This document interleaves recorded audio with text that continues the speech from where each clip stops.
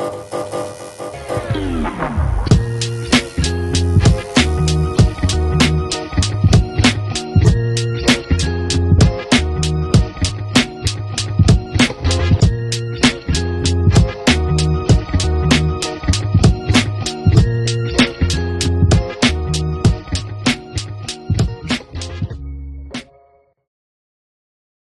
episode is sponsored by Jacobson Real Estate Company. Are you ready to find your dream home? Or maybe you're thinking about selling and want the best deal possible? Well, look no further. At Jacobson Real Estate Company, we make buying or selling your home smooth, stress-free, and exciting. With 50 plus years of experience and a deep knowledge of the Winona, Minnesota area market, we specialize in turning your real estate goals into reality. Whether it's finding that perfect neighborhood, negotiating top dollar for your property, or answering all of your questions along the way, we're here for you. Plus, with our personalized approach, you're not just a client, you're family. So why wait? Let Jacobson Real Estate Company open the door to your future. Call us today at 507-313-2716 or visit our website at jacobsonrealestatecompany.com. Because your next chapter starts here. Buy, sell, invest. Jacobson Real Estate Company. Welcome to this week's edition of Brews and Crews. I am your host, Chris Jacobson, and I have another returning guest. However, he has a new title to his name, and that is the Godfather. And that is Josh Harrison. Welcome back to the podcast. Thanks for having me. Yeah, this is always fun. And actually, we're going to introduce the first ever cigar Brews and Crews episode with, obviously, bourbon to go with that. Yeah, obviously. It's a staple point. But anyways, last time you were on was last June when you asked Brett Hurley about his nipples and if they had bled from his half marathon. Yeah. So that was the last time you were on. But now you're back on with a whole different role, and we're gonna talk a little bit about parenting because now that I'm a new parent and you're the godfather, you need to give me advice. Right. Since you have 4 children of your own, 2 of which are girls, and I have a girl. But before we do that, let's do some cigars. Perfect. So I got a couple cigars for us, and it says Rocky Patel, it's a girl. So if you're looking at the camera, I don't know if it'll pick it up, but anyways, it says it's a girl on it since I just had a girl recently, and I bought this for us. So now we have a little cigar thingy. An ashtray. An ashtray thingy. I also got you the V-cut. Perfect. Or vag cut, as I call it. But yeah, and then you also said, back when I first got, was it married? You said, I have a bourbon for you that when you got engaged. When I got engaged, that we will have the rest of it or some more of it when you have a baby. I think that's what you said. Yep, so that was the plan. We are now post-baby. She's already been on the podcast. And since then, you're going to bring up what... Yep. Is this the one that we're supposed to be having since I'm a baby daddy now? Because you're a dad, yeah. Baby daddy. Correct. Yeah, it's when you guys first got engaged, I brought this over that night, or a couple nights later to celebrate. And I told you that we'll finish the bottle when you have your first kid. So I figured that would be a good one to bring for tonight. Perfect. And what's it called? Old Fitzgerald? Old Fitzgerald, bottled and bond 9-year. Okay. So what is there something specific or special about this one? Because you said this is what we got to have when... Yeah, I mean, it's a heavily allocated, which means it's hard to find. Comes out of Heaven Hill in Kentucky. Didn't we have something else from Heaven Hill? The last time you brought in the samples with Brett? Probably. Okay. Yeah. I know we did Heaven Hill Bottled and Bond. I don't remember at this point. It's been a year. That is true. It has been a year. And you have a lot. And now you just got, you get your own lighter. Okay. Yeah. This guy comes to the zone. I got my Tommy Bahama one with my Tommy Bahama shirt. By the way, I dressed for this one for you. I have my Tommy Bahama shirt on with my Tommy Bahama butane torch. Oh, you coordinated your clothing very well. My dad said you should have a fedora on for yours. He's like, oh, Josh should be having a fedora on. I'm like, well, I'm not going to tell him what he's got to wear, but okay. So, and I also told him, I said, the garage is going to smell fantastic after tonight. It smells like gas, exhaust, and cigars. Doesn't get much more manly than that, I don't think. However, I think I'm a little low on butane, but that's okay. So, got a little bit on me. So anyways, what's been new, Josh? I mean, you're now the Godfather. Yeah. And I'm the Podfather. Yeah.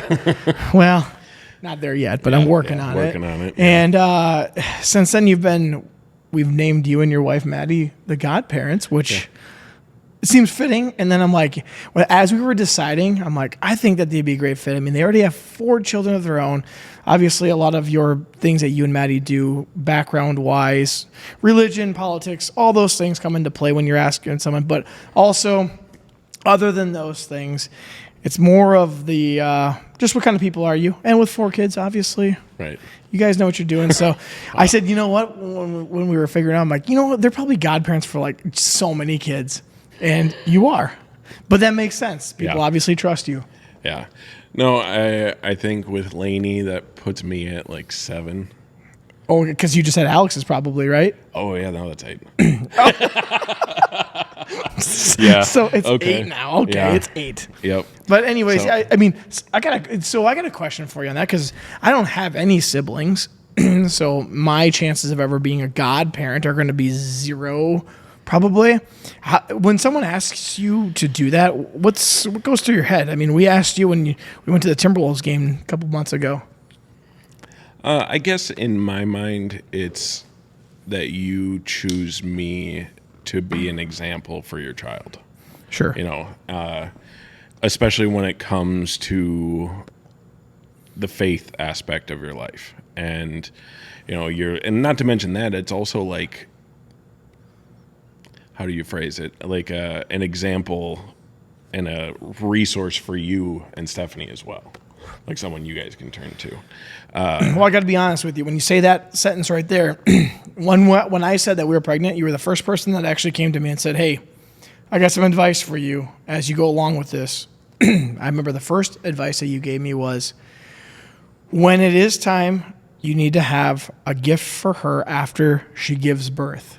And I didn't realize it was called the push present. Yeah. I found that out as I was getting the gift because I was like, man, what does she want? And I asked you and you gave me some ideas. But then every time we went in the hospital, there was this sweatshirt and sweatpants. It's a very nice suit. It's a combo. It just matches. And every time we went in there to take Lainey in for a checkup, oh, that's so nice. That's so nice. And every time we walked by, I'm like, that's got to be it, I think. Yeah. And I got to tell you, when she got that present, she had no idea she was going to get a present. Her eyes were like, there's a present for me?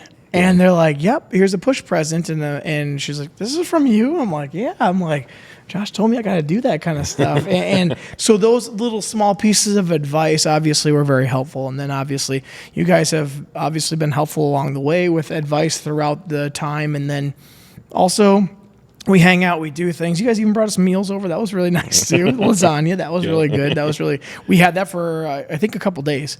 So that was really nice to have. Yeah, but yeah, so how does it make you feel then when someone asks you that? Because now it's 8 times. Some of them, I mean, my very first godchild was Bree. So I was only in high school then. And I taught her. Yeah. You were in high school? Yeah. That's got to feel good. So it's more so people see you as an example. Sure. Of someone that'll be a good influence type situation. And that it does feel good, you know, and people value you. People think you're a good person. I mean, I wouldn't say, you know, you made the comment, I have 4 kids. I obviously know what I'm doing. I mean, I like to think I do, but at the same time, you make tons of mistakes. And, Sure. And I don't know, maybe they're not mistakes. Maybe every parent does it. And It's called trial and error. right. And, you know, ultimately you're keeping them alive and making sure they're safe. And it sounds awful, but like that is what it is. And because there's no book, there's no blueprint on how to be a parent. And even if there was, it's not going to apply to your kid. Your kid's different. That was what I was going to say. I'm like, there's plenty of books out there for parenting and stuff like that, but it doesn't mean it applies to your kid. Because right now, as we're going along with Lainey, we're having we're learning things about her. And we're like, oh, this is what works, this is what doesn't. I'll tell you what doesn't work well for me, and it was just a couple weeks ago I said this. I suck at burping, but her burping comes out the rear end, not this end usually of the mouth. So I'm like, well, that's different. And I'm finding things that I'm enjoying doing more than other things. And Stephanie and I are kind of playing off each other. So we're making it work. But you're right. You don't even know until your kid's actually here, because you could have a colicky baby. You could have a non-colicky baby. And then from there, you can go on to all these other things of the personalities. And right now we're like, I remember day one we came home, 5 milliliters is all we were giving her. And they're like, yep. And then the next time it'll be like 10 milliliters. And my parents are like, that's not enough. And my mother-in-law, that's not enough. And I'm like, this is what they told us. The doctor that went to school for this is telling us this. I think they know what they're doing. But then slowly it's ramped up. Well, not really slowly. Actually, I think very fast. It's ramped up to like, I think we're at 6 to 8 right now per feeding. So it's taken a while. But she was, you know what? She slept for 4 hours last night. And granted, when this comes out, it's going to be about 2 weeks. But I was like, wow, okay, I can't wait to get like just 5 hours of sleep. Or even sleep in our bed again, because we've been sleeping on the couch since our kitchen we have an open floor concept. So our living room and our kitchen are by each other. So we're just kind of sleeping down there so we can just go right over and get the formula. Yep.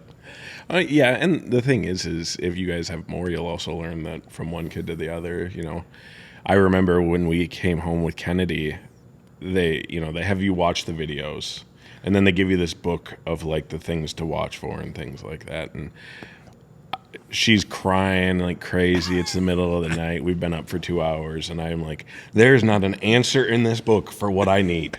This is worthless. I don't even know why we brought it home, and I was just pissed about the whole thing. And finally it just came to the realization that it's not in here. It's not, this kid's different. And then Ray, and it's an awful name, they call it failure to thrive. She wasn't gaining weight. Oh, so yes, I've heard that. And so we were supplementing and things like that. And obviously now the kid, I don't know anyone else that says I'm hungry more than her. Like, she just constantly eats.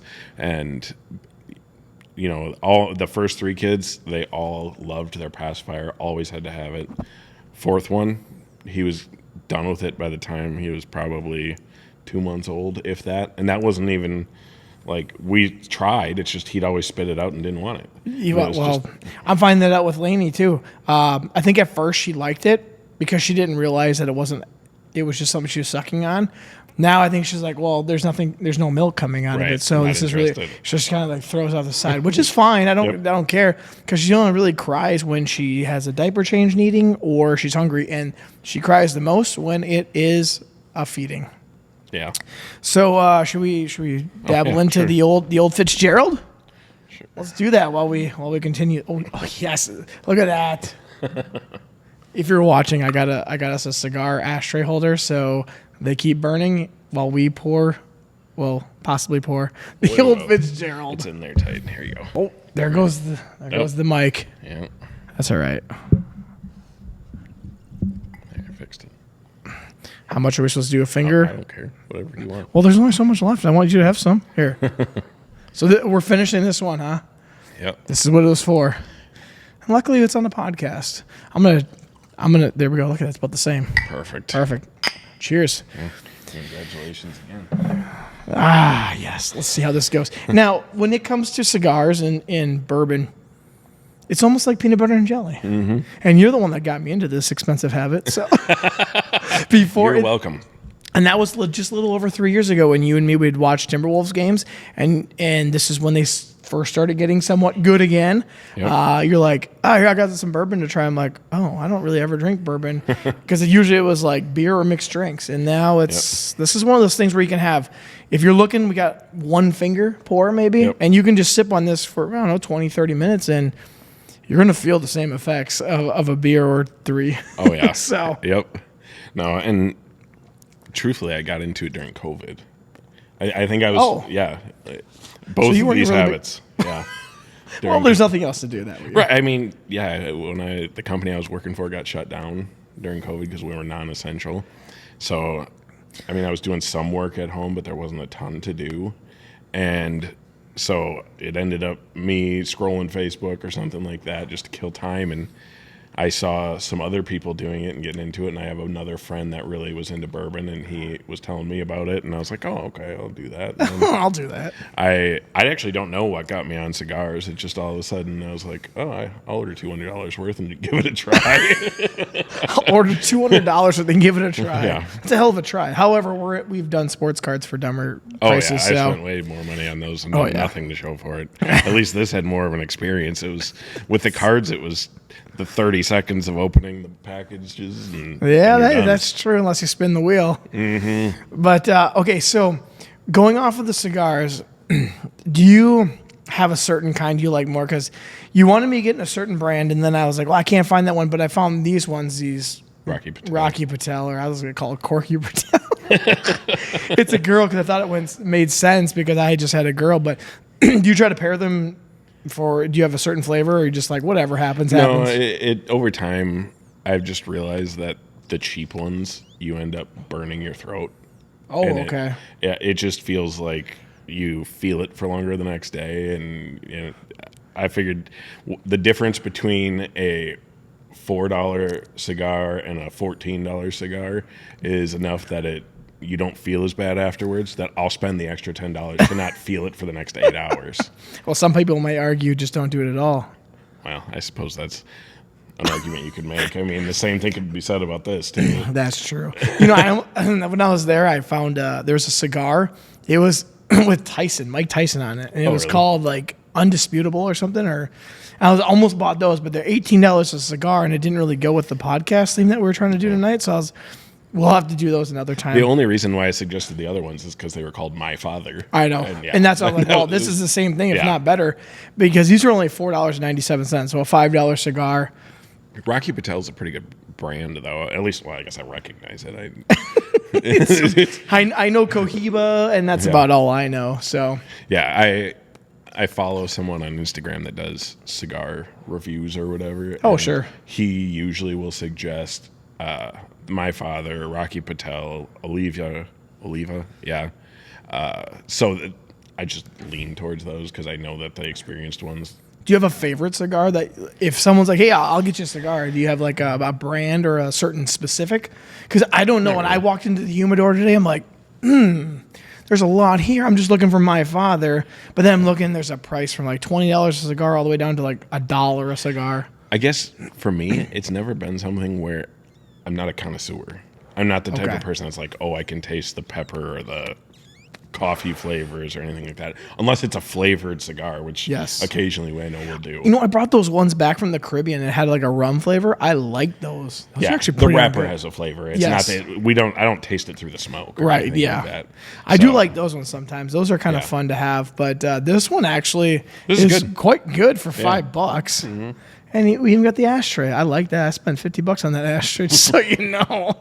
I'm sitting there thinking as I'm like, how's this podcast going to roll? I'm like, oh, crap, I should get like an ashtray because usually when we're having these cigars, they're like in my driveway, in my backyard, and we just flick them on the ground. Right. I'm like, we can't just do that here at the studio. Yeah, I do have an ashtray at home. It was my grandfather's that I have. And so this one doesn't have any sentimental value. This one is just you and me hanging out. It's not as nice as that one either. It's just an old glass one. Really? Because he smoked cigarettes. Well, I figured, I texted you earlier. I'm like, you know what? Necessary for tonight, useful later. I'm like, well, normally there'll be like, Corey will come over and have a cigar with us, or your brother or Tyler will have one. I'm like, well, at least we got 4 places to set these bad boys down. So now you just need an exhaust fan in your house, and we can just do it right in there. Perfect. Right here. We got the fans going, and we got the AC going. I tell my dad it's going to smell really good in here, like a man cave. So now going back to the children, as we said, there's just there's no blueprint. You can try your best to find a blueprint, but your child's going to have its own personality. When you had your first baby, which was a girl, just like it is for me now, and I'm not going to 4. We're going to do 2 max. What was it? I can tell you what the feeling was like when I first saw. I just want to go over. I don't even know why I want to say this. I just do. Yeah. But when I was holding Steph's hand, and as she's pushing, and she only did 20 minutes of pushing, which was awesome. But she was in labor for about a day and a half, which seems pretty common from what I read. As we're sitting there, we had all the parents kind of exit the room except for her mom. She's the only one that she's comfortable having. And I'm sitting there thinking, I'm like, there's about to be a third person in our life right now, and it's just a matter of when she comes out the canal. And then all of a sudden I saw her come out the canal. I'm like, life just changed for us. Life is going to be totally different, as it has been in a good way. But it was just like it was this unique feeling, almost like a surreal feeling. I'm like, oh, we're now a family of 3. We came into the hospital, or even just an hour ago, her and I were a family of 2. Now we're a family of 3. Mm-hmm. How did it feel when you first had your baby, when you're in the hospital? It was surreal. Yeah. I don't know why, but I just remember she was laying on Maddie's chest and just staring at her toes and being like, this is insane. Yes. And I mean, it only got more insane, and I felt as it went. I mean, I remember when we went home, and I'm just thinking, who allowed this?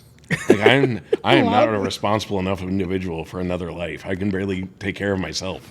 Like 4 kids later, here you are, and they're all alive and nice kids too. So yeah, and truthfully, it's just as much about learning how to parent with your significant other.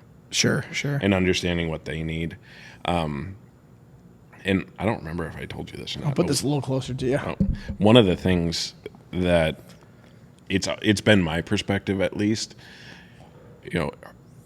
her job, your wife, her first priority is the baby in the family now. That's your first priority is her. You did tell me that right away. And that can mean by providing for the baby, taking care of the baby, and giving her, people, you'll hear it. Oh, you're doing daddy daycare tonight, babysitting, but it never should be that way. It really needs to be. Well, I'm parenting. It's my job to parent just as much as it's hers. The thing is her priority needs to be the baby. Your priority needs to be the family, and that is not always the case with people. They think, oh, the priority is just the baby. And obviously Stephanie went through a huge thing via birth, and there's a lot of hormonal changes and things that'll happen as a result of that. So, and I'm sure there's been plenty of crying and things like that, and it's just about finding ways to make her comfortable, making sure she still feels valued, understanding that she's still a priority to you. And that doesn't, it wasn't something I learned easy. It's something that, ultimately you find out either through just short bursts of things, like there's, I don't want to say issues, but like arguments or whatever it is, and then you learn those things, or you find out the hard way, whether it's via postpartum depression or something along those lines, and you hear the horror stories about things like that. And it's really your job to notice those things, because all she knows is that something changed. Obviously she knows that she had a baby. She's not stupid, but it's true. It's so hard from an internal perspective to understand that your body changed, your brain changed. And, anytime someone faces depression, it can be hard to admit that that's what it is. Everybody gets down, and that's what you hear so often, that it's such a stigmatized thing what depression is. But especially postpartum, am I weak? Am I a bad mom? Those are the things that they fear, and it's your job to watch for them. And that's ultimately something that, as a dad, is, at least my perspective, that's your job to watch for it. Well, and all those, you told me that was one of the things, was obviously the push present or post-pregnancy present, that whatever you want to call it. But I remember that it was always running through my head, make sure she's okay, because everyone's going to be focused on the baby. And that was exactly what I did after, even though she was born, she was healthy, we're good. And I went over and attended to her and made sure she was fine.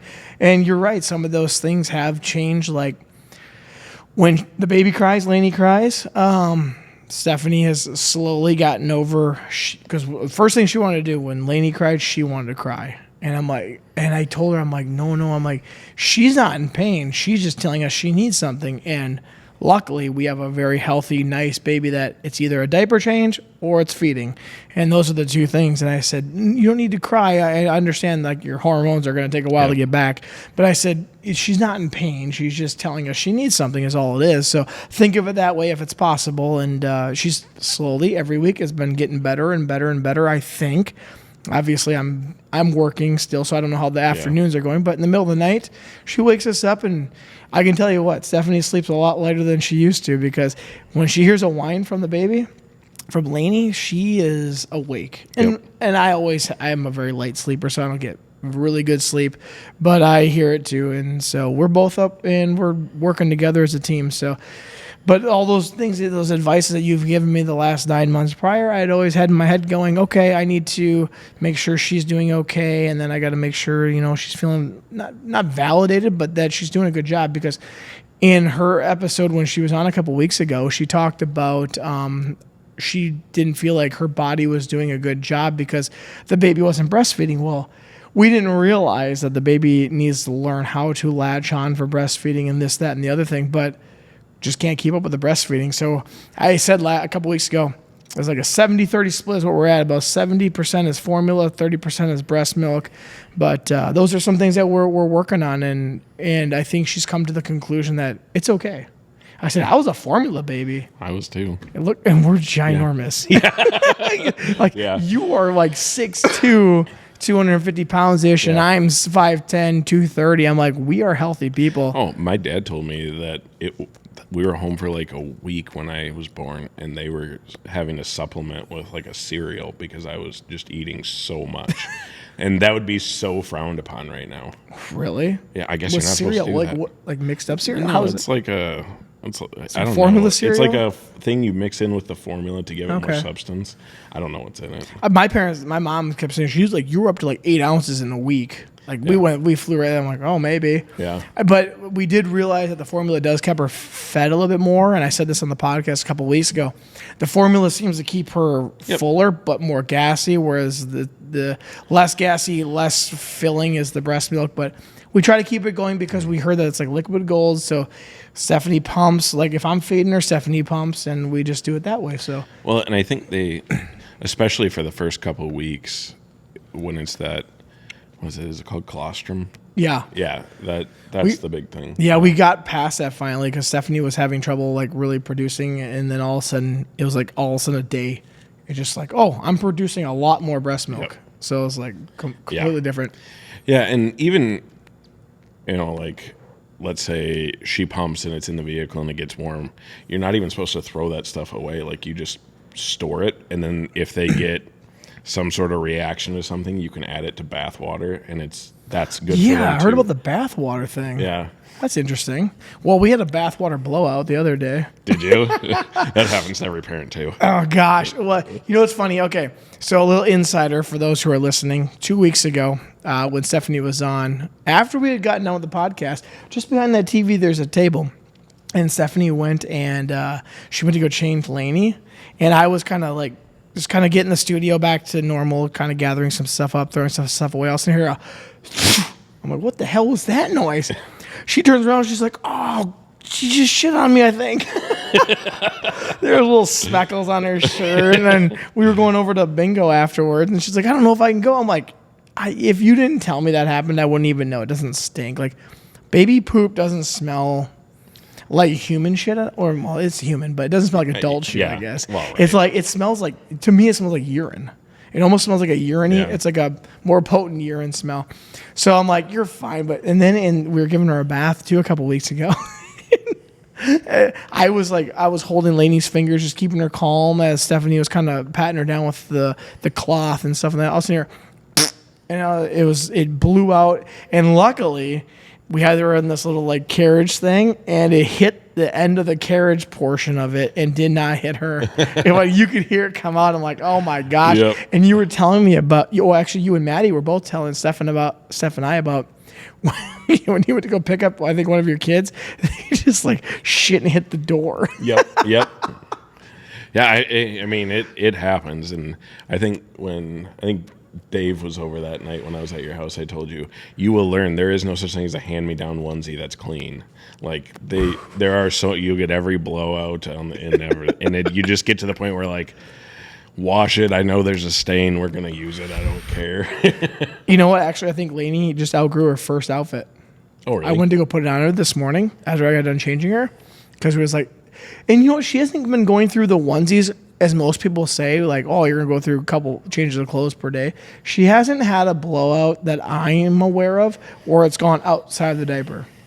So we're lucky so far on that aspect because I do hear those horror stories. But I went to go put a new one on her today. I'm like, this isn't zipping up. And in the shoulder where it's supposed to go is like down to the bottom of her shoulder. I'm like, I don't think this is for her right now. So I think she outgrew an outfit finally. The newborn stuff. So we're in like the 0 to 3 months at the moment. And she's on this Friday, even though this podcast will be out later. Right now, she's at almost 1 month old on Friday, but by the time this podcast comes out, she'll be about 5 to 6 weeks. So she's growing like a weed, and I want to take her everywhere. And I know Stephanie, she's got everything in the mother end dialed in. Like they can't have a whole bunch of sun, if any sun at all, really. And I'm like, let's go on the river with her. We have a bimini top, and so I'm hoping to do that this weekend, but we'll see. Yeah, and the thing you got to realize is everything with them is kind of escalated on how they experience it. Yep.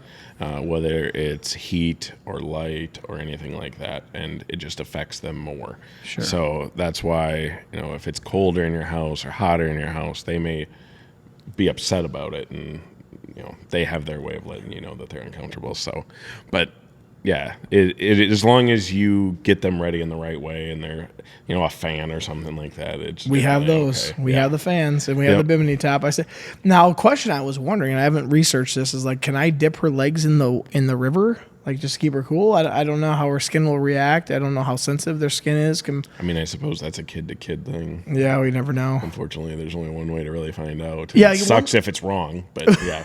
Well, she's had her little baby acne, and then the next day it'll be gone. The next couple days later it'll be back, and we're just trying to figure all that stuff out. But we don't keep her exposed. Like, she went to the parade, and the fire trucks went by honking their horns, and she jumped a little bit but kept sleeping. So we are exposing her to all that noise that's supposed to happen. Yeah, that's big. Yeah. So we were told that's a big thing, and I'm like, well, the more we expose her to things, the easier it'll be for us, I think. Was the white noise successful? We've only done it one night. No. So if you don't eat it, you don't eat it. That's the thing. Like, with each of my kids, we did. So we watch sitcoms, and they go all night, basically. So I don't know if that's really considered white noise. It's not It's not really necessary. White noise is just something that background won't noise? bother you either, I guess. But that would be sitcoms.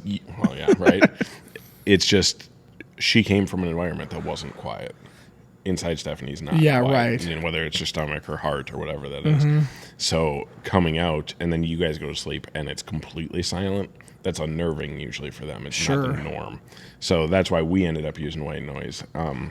People, I think, forget that they hear more than you think they hear when they're in the voices womb. And everything. Yeah, because I would read her stories before bed. I would put my hand on Stephanie's stomach, and then I'd read a bedtime story from one of the books that someone gave us from our baby shower, and then I would feel her kick. Yeah. So I could tell, and we could actually feel her hiccup in there too. Oh yeah, that happened. And she hiccups a lot right now too. So. Yeah, it was tough with Kennedy because we didn't realize. Well, first of all, her days and nights were backwards, so that was difficult. Yeah, that we got. I think we're possibly somewhat getting past it a little bit. I think. Yeah. So I ended up. I think I told you I stayed up and watched like the entirety of The League on Netflix, and because I just stay up. Maddie and I always had this thing where, with all of our kids, I'll cover till midnight. You get to sleep early, and then you cover if she wakes up, or she or he wakes up from midnight till morning. Sure. And that's while she was on maternity. And by the time she was done with maternity leave, for the most part, that was kind of done. Okay. They were pretty good sleepers by that point. We're working on that too. We're not sure. Steph's got to either go back to work on July 1st or it's going to be like August 11th. It's one of the two. It just depends on what her work allows her, and we're about to find that out. But we're getting to that point, and we're thinking, since obviously now I'm not teaching anymore, and I'll have more freedom in my schedule, we're thinking about doing this. And I don't know how well this is, but at first I'll take more of like the morning shift, and then because she'll go to work at about 7:30, and then we'll have a nanny or like a college kid that's into the nursing or someone that's looking for a job. They'll come into our house, take care of her for about 4 or 5 hours a day. And that's only on certain days because I think we have a grandma that's going to come on Mondays and Stephanie's going to try to get her half days on Fridays. So it's really only like Tuesday, Wednesday, Thursday. Trying to get a nanny college kid that's looking for hours that maybe going for early childhood care or maybe even nursing. They'll come in and they'll take care of her from like maybe 11 to 4, noon to 5, I don't know, something like that. Yeah. So we thought maybe that would be good until she's a little bit older, and then we'll send her off to daycare. Yeah. You don't want your dad to do it? No, my dad would love to, but he's not going to stop working. Yeah. You can take him with. That's what I said. I said, the worst comes to worst, I can take her to the office. It's just my dad and I there. So if she's there, it's not the end of the world. He just won't be able to focus. He'll be holding her the whole time and feeding her and having to. He'll be like daddy. He'll be grandpa daycare, not daddy daycare. I like it. He could start it. Jacobson real estate / slash daycare. Yep. I'm sure there's some sort of write-off he could figure out. You accountants could figure it out if there is one to have. Oh, man. And you know what? Our first, the thing is, our first overnight daycare is when we go to the Twins game with you and Maddie on July 11th. Mm-hmm. And then we have the baptism on July 13th. Yeah. And you'll obviously be there. So we have a really, we have a long weekend together. Yeah. Except for that Saturday. But yeah, our first night away from her will technically be that night as far as, unless something happens between today's the 18th of June that we're recording this. Unless something happens in the next 3 weeks that she needs to be overnighted, that'll be our first night away from her. I will say, and especially for Stephanie, because I remember with Maddie, the first night we were away from Kennedy, it was difficult. It's weird, especially that full night of sleep and those, you wake up like, oh no, what? Oh, I'm not there right now. Yeah. And then you get home and you find out that your parents didn't sleep at all because it was their first time with a grandkid over or something.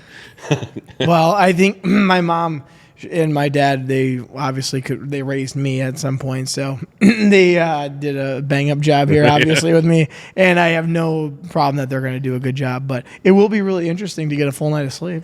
Yeah. But we'll have some fun, too, at the same time because, we're going back to the Champions Club. Yep. And we're going to have unlimited food and beers and then Nelly afterwards. Concert. Yep. Dude, last year was Flow Rider. That was cool. Nelly's even cooler. Yeah, I am looking forward to that one because I will admit, Florida, I only knew one song. I knew maybe two. I knew Welcome to My House. I'm sure there was a couple other ones that we knew, but it wasn't like, oh my gosh, but Nelly's from our childhood. Right, exactly. Yeah. And I still love Nelly. I think I had 2 of the CDs, which of course. Who, Nelly? Yeah. Well, that was, well, as Brett and I talked about, that was a Christian concert that him and I went to at Winona State. It was Nelly. Oh, yeah.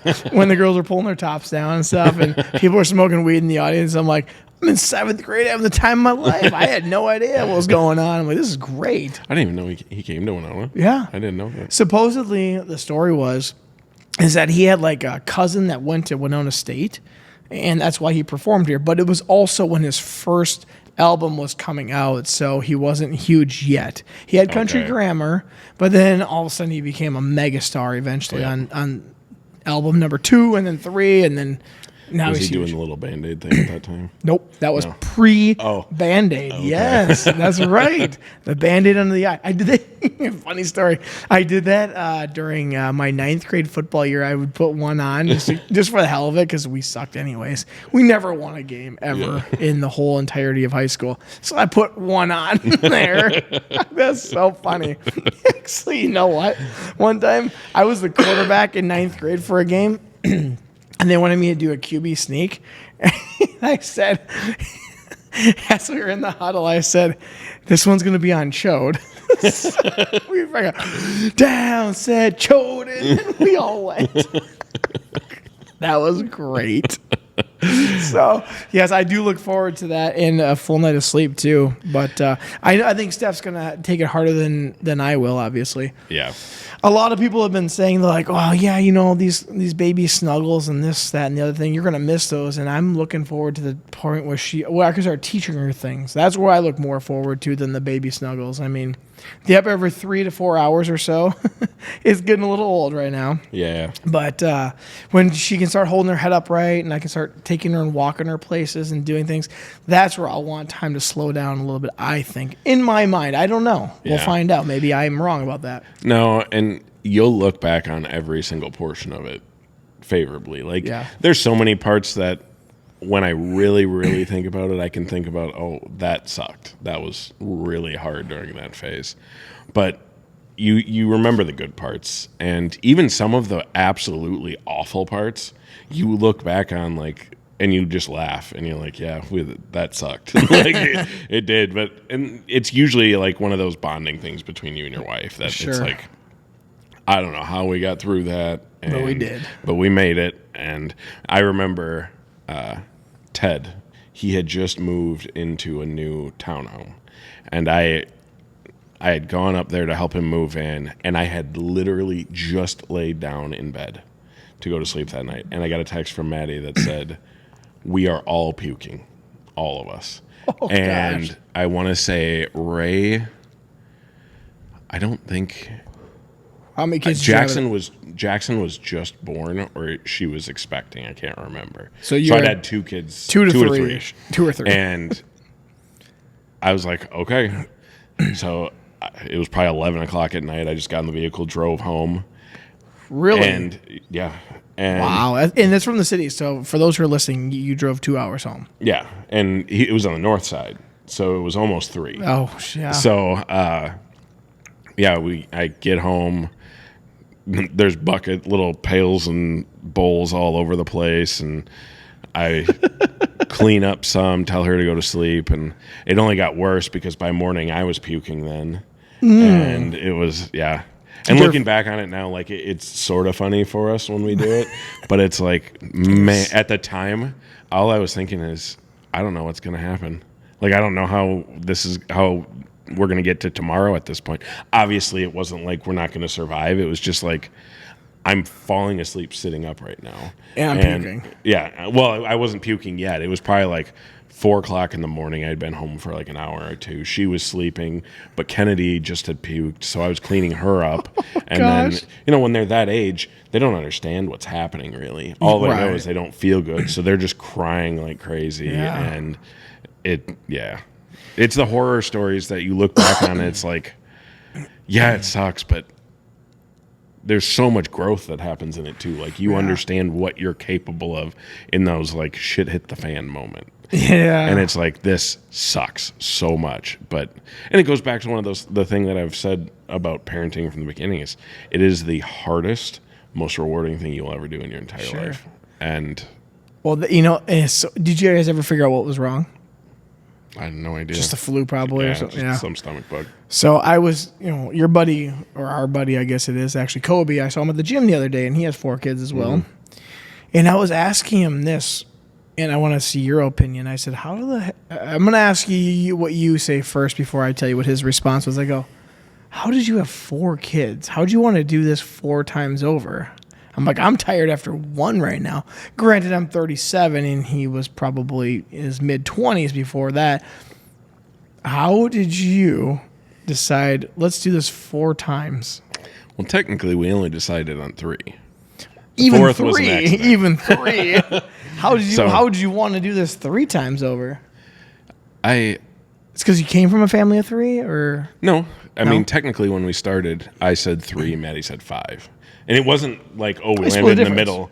It wasn't like that. It was more like we had Kennedy, and we're like, this is fun, and we want to have what we had thought 3, and then Ray came along, and we're like, this is fun. I like having a baby around, and Maddie said she wanted to be done having kids by the time she was 30. Kennedy was born. I was 26. And then we've had a kid every 2 years since then. Okay. After that. So, and it was just kept going. And Jackson was born in 2020. And that was just such a mess. With all the COVID stuff. Yeah. It kind of put a bad taste in our mouth with everything in regards to like the experience of going through all of the prenatal and going to the appointments and stuff like that. I suppose you had to go have special regulations to go in and crap. Okay. Yeah, and always having to wear the mask and everything. And except for cigars, you could probably have a cigar and be okay. Yeah, exactly. Because COVID made sense. Well, yeah, if you're smoking a cigarette, you're good. But if you're not smoking a cigarette, put that mask up. Well, exactly. And I mean, if COVID can survive between the bourbon and the cigar smoke, some strong. It's probably what killed it. Exactly. I only got COVID, I think, when you stopped drinking. Probably that's what it was. No, but then I mean, Lincoln was an accident. But truthfully, we'd always talked about it. Yeah. And we just were unsure. And it was one of those things where we're like, if it happens, it happens. We're going to actively avoid it. If it happens, it happens. And then it did. And then after that, I scheduled my vasectomy, though. Got that done. I was the first one of Gunderson Winona. Well, I want to go over that. But, okay, so I want to ask this question. Now you brought up a new one. You said you wanted 3, Maddie wanted 5. How come you wanted 3 and how come she wanted 5? Did you have your reasons? Not really. It was more so about just what we felt was a good size family. Okay. I mean, I think so. She grew up with her and her sister. Right. That's only 2. And she thought, I want a bigger family. Okay. Right? She has cousins that have more kids, and I mean, she went to Silo. They have a bunch of families there that have lots of kids, and she liked a farming that idea. Community. Yeah. Yep. So, and I don't know. I always thought that Curtis and Chris and I, it was a good size family. It was 5 in the family. So. I feel like you guys, I mean, I grew up with you guys, so I feel like all of you got along pretty well, and you guys all still are talking to each other and hang out, and I don't feel like there's any animosity between any of you. So I feel like it's 3 boys. So, I mean, when it comes to boys, sometimes it's like, we punch it out and we're good. Like, well, and that was one, I will say that's a learning curve, girls, because, when I was younger, and given it was a different time, and my daycare was my grandmother. So I remember her. Yep. Yeah. So she'd give you her opinion and tell you if you were being stupid or something like that. So, but the biggest thing is adapting to the emotions that you deal with having a girl. And Ray's not the same way. Kennedy's more emotional than Ray is. And it's just understanding that they're different. And then you have Jackson and Lincoln. Yeah, my kids are all named after presidents. I think we've discussed that before. And our girl's middle name is named after a president, but also Marilyn Monroe too. Yeah. Yeah. So I guess we're all on the same. Exactly. We're on the same wavelength. But the boys are different. Okay. And I had always heard, girls are easier when they're little, but they're harder when they're older. Boys are harder when they're little and easier when they're older. And I'm sure that's very generalized. There's obviously going to be exceptions, but I will say my boys are aggressive. Hitting you, jumping on you. Yeah. They want to wrestle. That's their idea of fun. Kennedy is not like that. No. She would just sit and read a book. She's happy, content. Jackson and Lincoln, they barely want to sit. They even if the TV's on, if there's wrestling happening, they want to just powerbomb you. Sure. Well, in the house that you guys were at, it was just my old house when I was little. My dad and we used to play football in the living room.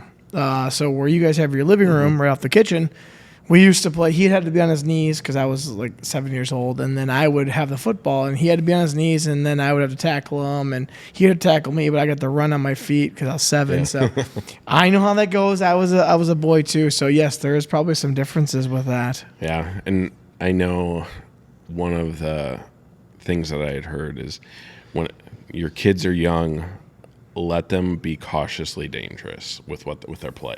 Like, don't let them do something that they're going to hurt themselves necessarily, but let them figure out what the limits of what they're capable of doing are. Sure. And that has been something that's been a learning curve with the boys, because the girls didn't push those limits. No. Whereas the boys, I come up walking out of the bathroom on the main level there, and all of a sudden they're jumping from the 5th step. And he's 4, not catch me, just to land. Oh. He's not jumping to me. He's just seeing if he can do it. Oh, yeah, perfect. Yeah. Yeah. So, and occasionally he doesn't. Yeah, so he'll catch the bottom step and just eat it. And yeah, it's like, well, there you go. That is one of those learning curves that you just got to learn. Like, you're going to get hurt. Yeah. You're a boy. However, I do have to say, as an outside perspective, not the parent of these kids, they're very sweet. So whenever I see them, they come up to me and say hi to me and want to give me a hug. Yep. So I'm like, well, whatever you're doing is right, because I remember Kennedy, your oldest, at first she was shy, wouldn't hardly say a word to me. Now all of a sudden she won't stop giving me a hug. Yep. Ray, I don't really know her as well. Jackson, I know because we had reading buddies at school. So he would always come up and give me a hug every time he'd see me. And then the youngest, Lincoln, he with his big fluffy hair, which is hilarious. He says hi to me, not like Jackson does though, but yes, they're very sweet outside for outside perspective people. And I know they're good kids, and any of them are, even if they're good kids, they have their moments where they argue and fight, and so. But I know they're good kids. They're respectful and they listen well. Usually better to people that aren't us. Yeah, as well as I know they listen very well in school, but one thing that I've heard is your kids act out around you because they feel more safe to be themselves. I've heard that one too. So, no, the whole thing's a learning curve. That's like when I said at the beginning and you said I know what I'm doing. Nah. No, I don't know what I'm There's doing. no blueprint. Just making it up as I go. Well, before I get into the answer that I had from our mutual friend, you have another bourbon you brought along? Mm-hmm. Well, what do we got here now?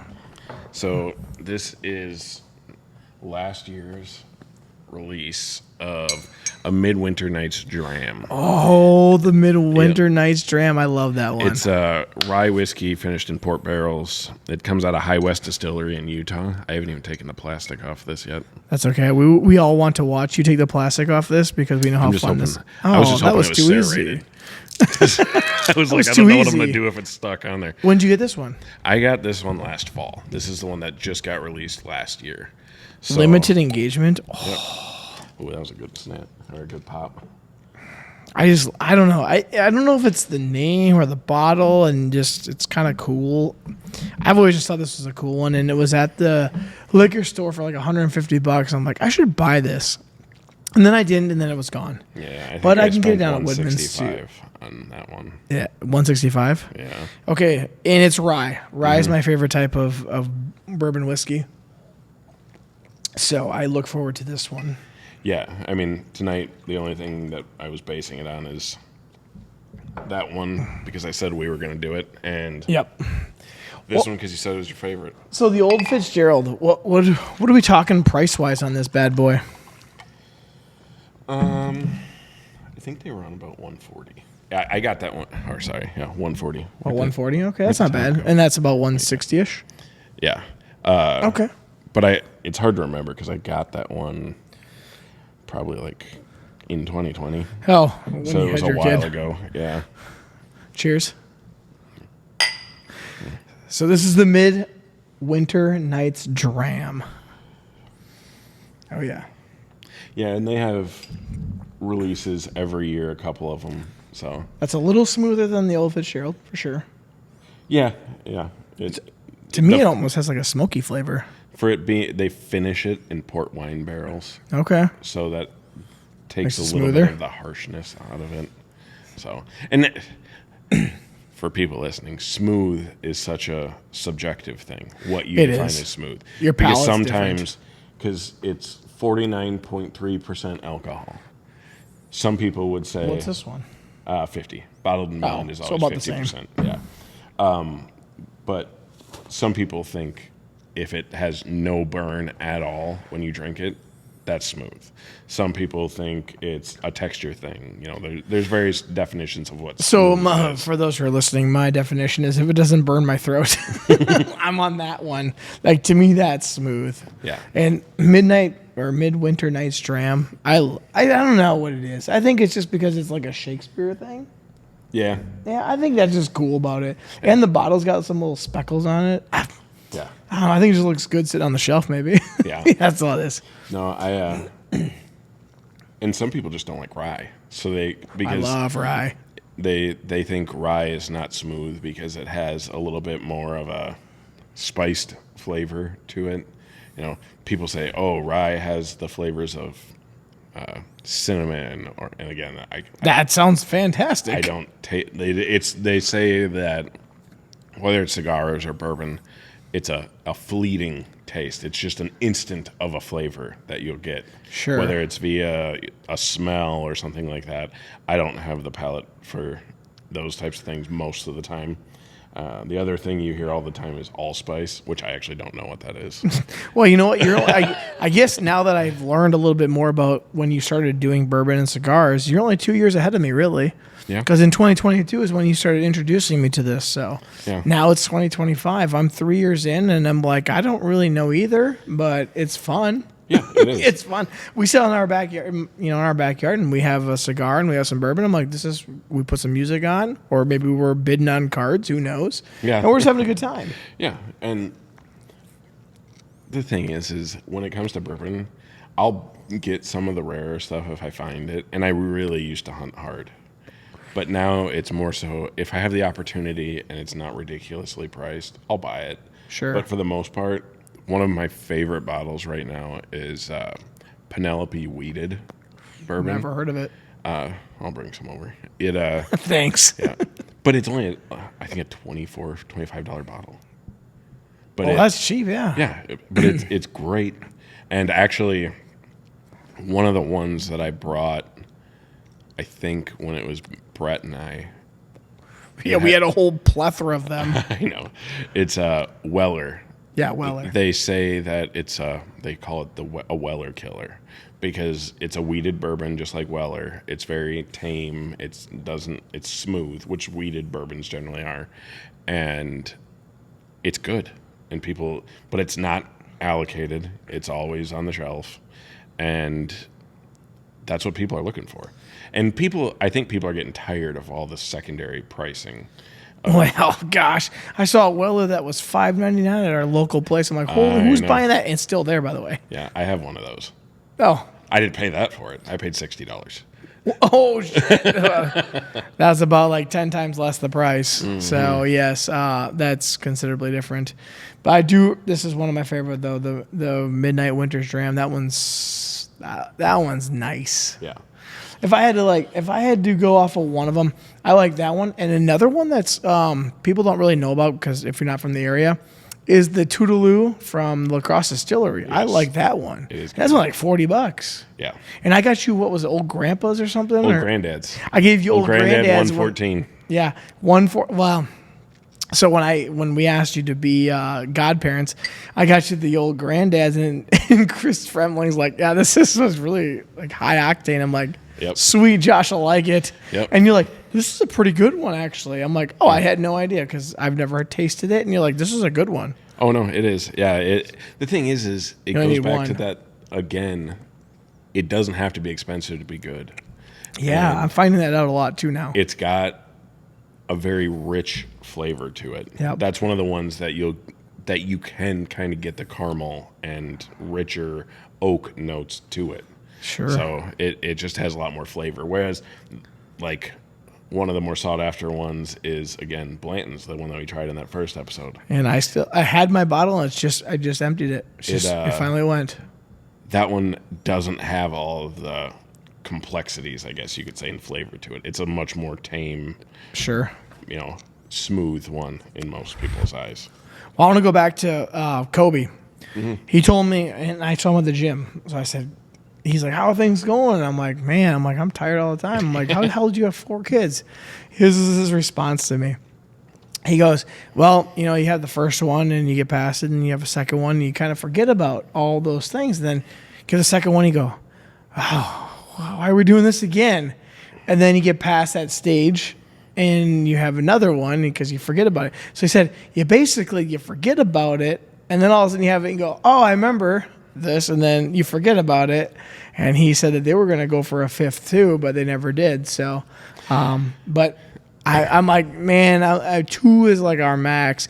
And I go off of, I'm an only child, which, to be honest with you, I had a really great childhood. It would have been nice to have a sibling, but it never happened. The thing is you lived in town. I did. For me, that would have been a lot more difficult because I was rural. That's true. So it would have been just me doing what? Okay, I never thought watching about that TV way. And I don't know, hitting stuff with sticks. I don't know. Like, I guess technically I did that anyways. Just had a friend to do it with. Yeah, well, we drove your grandma's lawnmower around and grandpa's That was my parents' lawnmower. To your grandparents' That's house. right, yeah. Sorry. We took your parents' lawnmower down to grandpa and grandma's for lunch.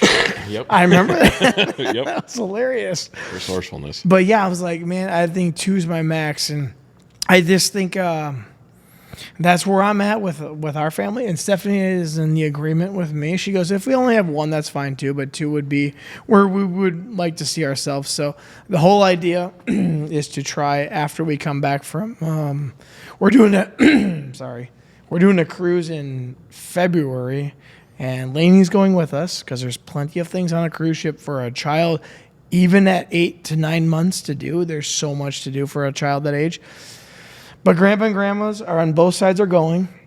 And so we have daycare. Mm-hmm. I think Stephanie's mom is going to be more in charge of the daytime things because she likes to sleep at a reasonable rate. Whereas my family... They like to go to the casino and stuff, so maybe we'll do that. But I said, if worse comes to worse, she can go to, which is called Adventure Ocean on Royal Caribbean. It's $6 an hour. Where else can you get daycare for $6 an hour? And they have so much stuff for these kids to do. Like if your kids went on a cruise, they would have a science laboratory, they'd have a movie theater, they have all this stuff for kids to do.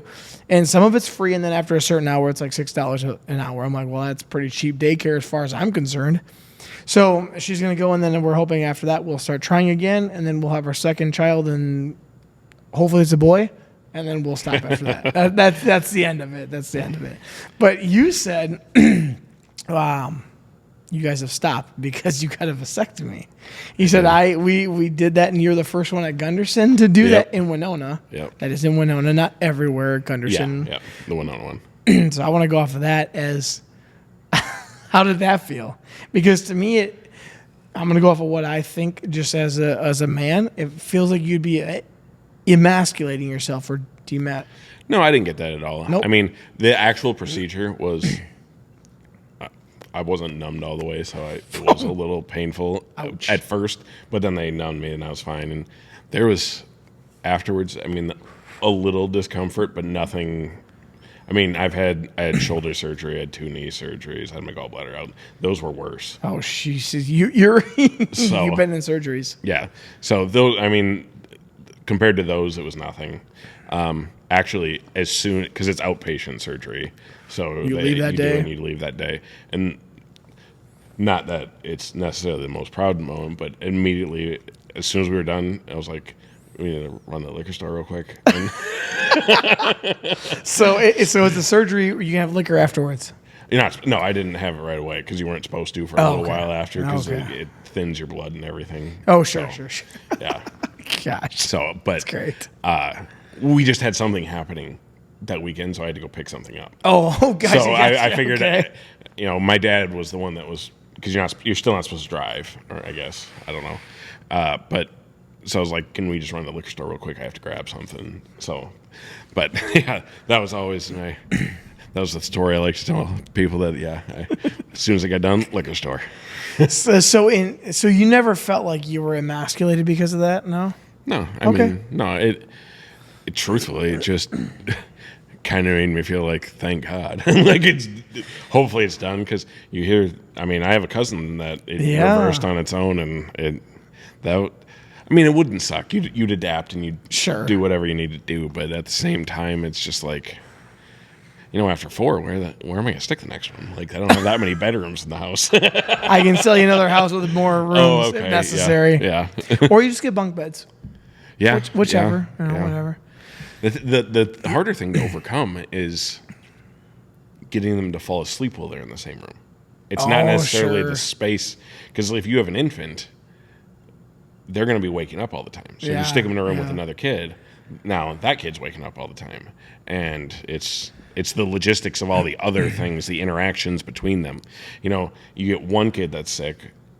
Well, at that point, they were probably technically sick for the last 12 hours, 24 hours. Sure. So chances are the other 3 for me are right behind to get sick. Yep. So it's just a cycle, especially when you consider that they were at one point in 3 different locations. You know, we had one going to St. Martin's, we had one at the ELC, we had one at a daycare center.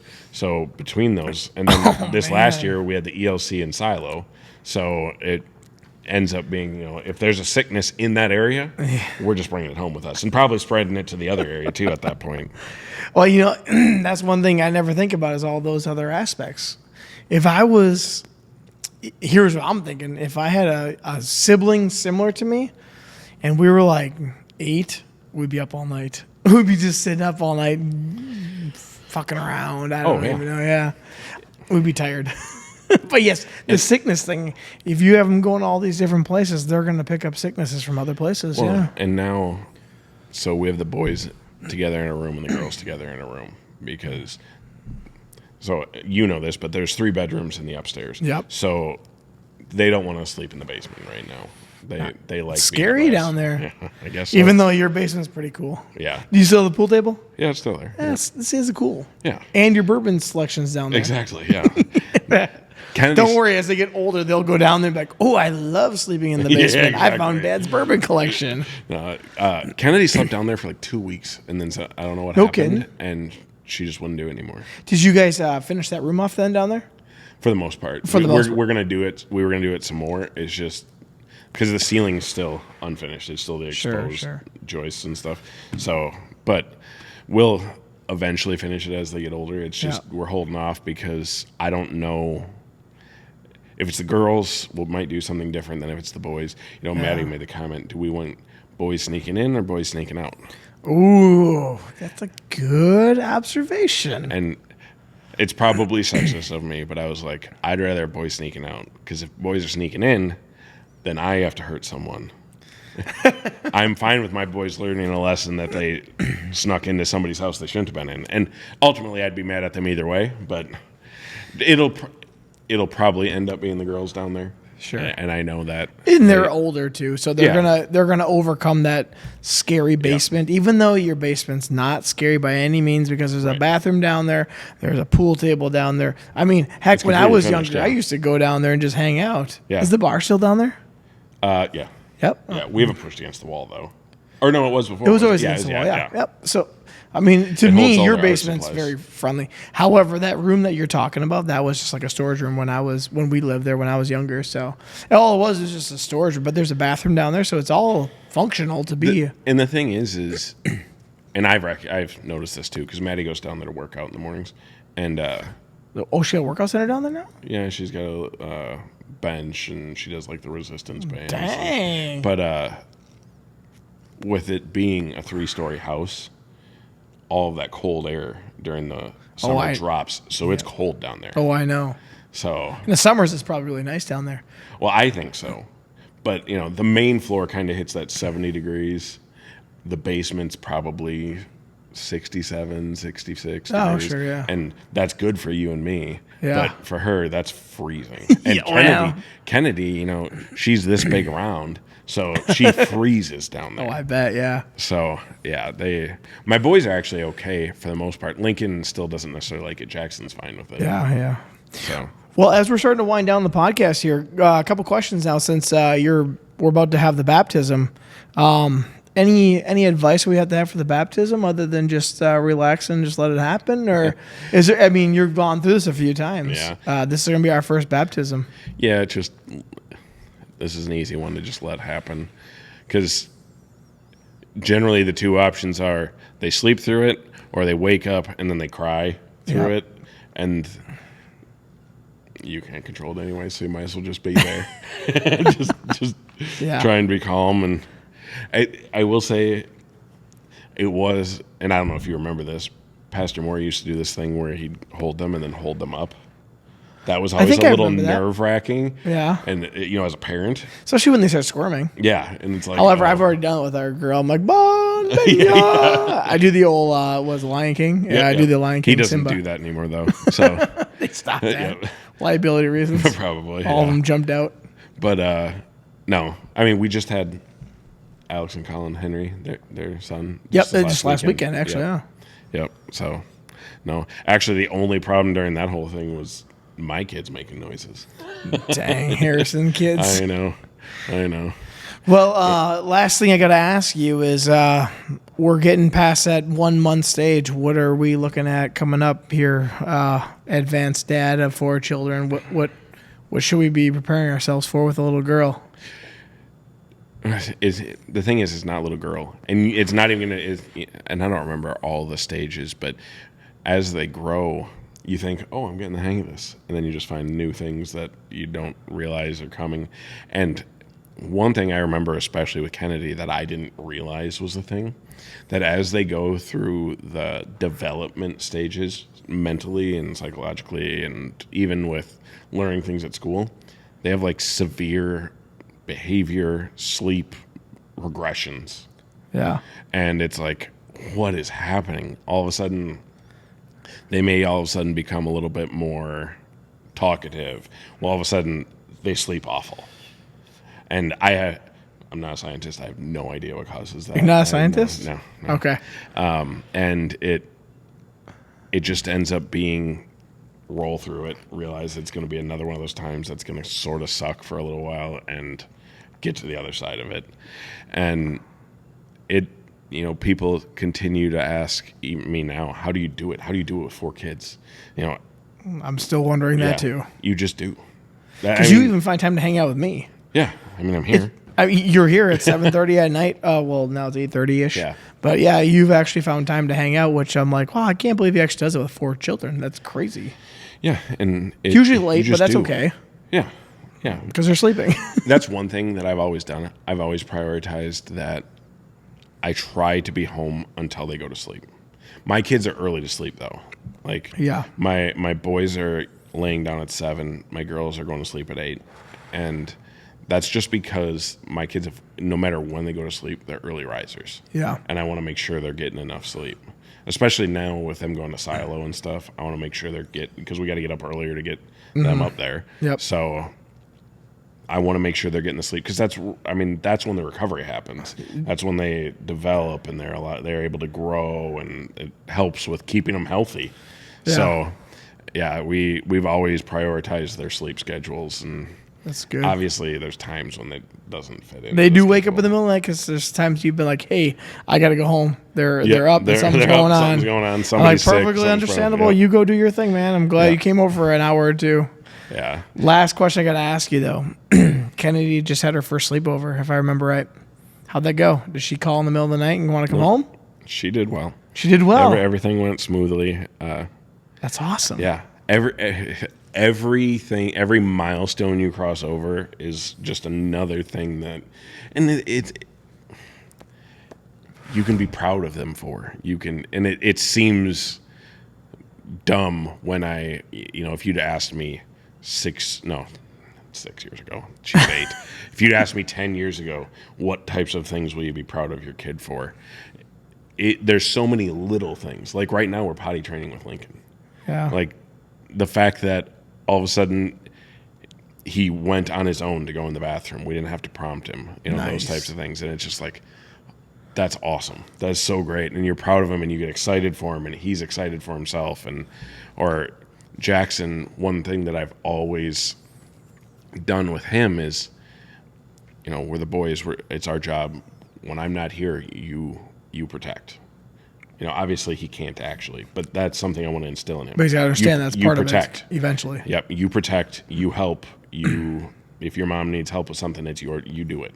Yep. And, he just did for Father's Day one of those, like, about my dad thing. And what does my dad do? He keeps us safe. That's one of the things he wrote.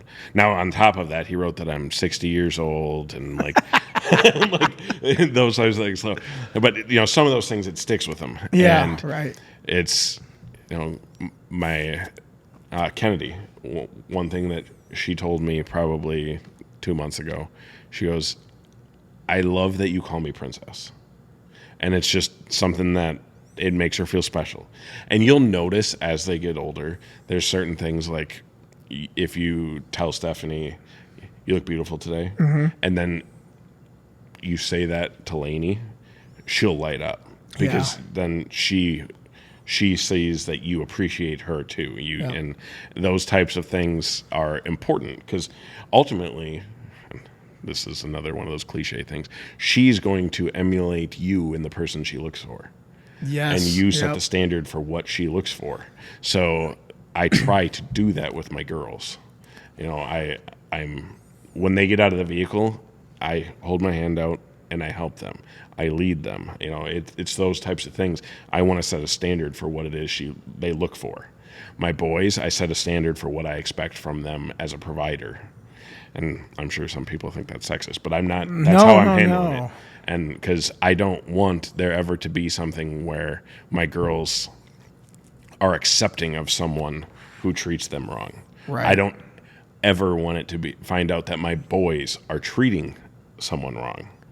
And those are the standards that I'm setting. Because I remember even with my brothers, you know, when Curtis, if he was acting out, Curtis and I, we policed ourselves. Like if you were acting out, it was me that'd come up and smack Curtis. Like, no, you're not doing that. Oh, nice. And that translated going forward. And you know, I'm not saying he was a bad kid or anything like that. He wasn't. It was just one of those things when he was little that, you know, little boys act out.